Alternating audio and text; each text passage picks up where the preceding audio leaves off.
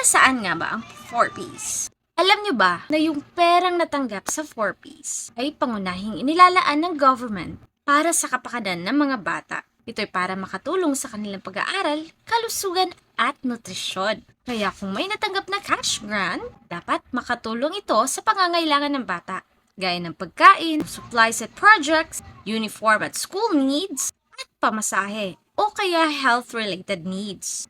Paano kung napansin na yung bata ay madalas walang gamit sa school? Walang pambaon, walang pagkain, o tila napabayaan kahit na may natatanggap naman na 4Ps ang pamilya.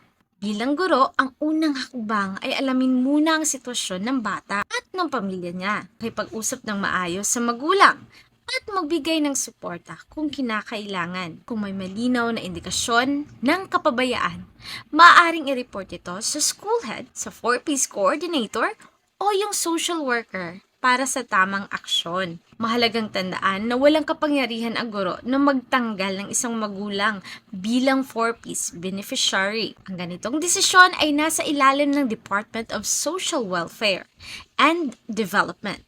Matapos ang wastong investigasyon, ang papel ng guro ay mag-observe, mag-document, mag-report, at higit sa lahat, tiyakin na napapangalagaan ang kapakanan ng bata. Tandaan ang 4Ps ay hindi lamang ayuda. This is an opportunity para mabigyan ng mas magandang kinabukasan ang ating mga anak. Hanggang sa susunod, see you in the next video. This is Teacher Grace.